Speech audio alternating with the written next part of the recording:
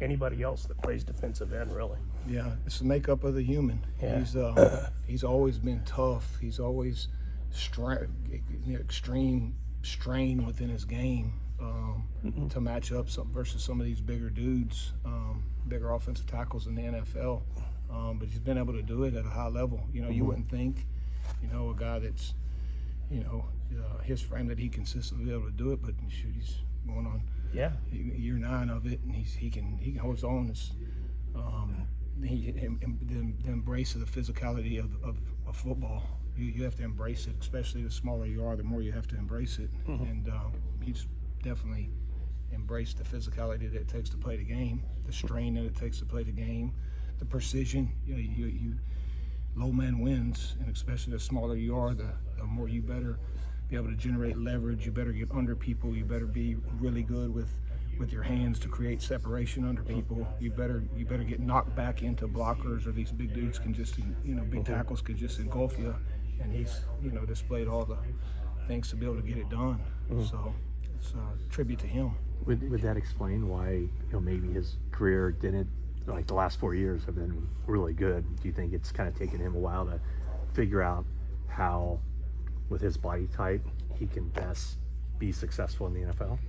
Yeah, there's always a learning curve in the NFL. At Georgia, you watch him, he was the most, you plug on the silent tape, and he's the most explosive guy on the field, and then, and he used a lot of the speed element of the game to beat college tackles, and then coming into the NFL, you can't just, these guys are really athletic, you can't just surely beat guys with speed. You're going to have to learn how to keep guys honest with underneath counters, with power, and where you're just, if they know you're going speed to the edge every single time, it's going to be hard to, be as productive as you want to be. So it's kind of a little bit of a cat and mouse game with some of these offensive tackles. You got to keep them honest. Just going through his career, you learn. You learn from your mistakes. You learn from seasons. You reevaluate. You go into the next season and try to improve upon it. And Leonard, a testament to him. He's really, as his career's going on, he's just really ascended.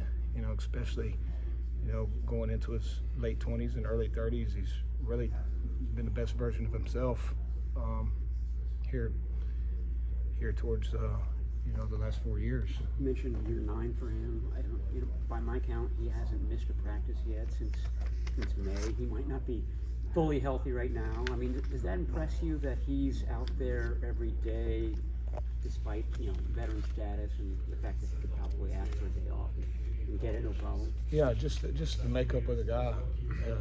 He doesn't want to miss. He doesn't want to miss a rep. There's been a couple times, the first day of practice, we had a little bit of a scare. Someone kind of rolls into the back of his leg, and first snap of practice, and I'm thinking, here we go, and shoot, 3 plays later, he's back in there, and I'm asking the trainer, are we sure he's good? And he's like, he's good, he's fine. He wants back in there as fast as he could get back in there, and that's kind of, it's the type of person he is. He goes, he strains, he wants to be out there, he wants to get better each day. So just a joy to be around every day, a player like that isn't trying to take advantage of the veteran status and goes out there and puts in the work to get better, and very driven individual. You also had we were like, did he just break his foot or something?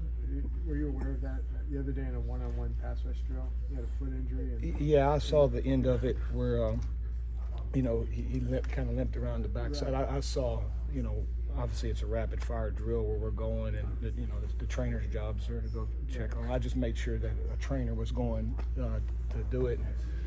I was kind of under the assumption that he wasn't going to take any more reps in one-on-ones that day, and then next thing I know, he's over there putting his hand in the ground, and I'm like, hey, are we good? He's like, I'm good, let's go. So just the type of guy, another example of it. He kind of limped around. I saw him limping around. I figured that, hey, he's probably out of this drill. We'll see what the rest of practice looks like, but then we're going down the line, and we'll get to the end of it, and he's over there with his hand in the ground, ready to go. So let's rock.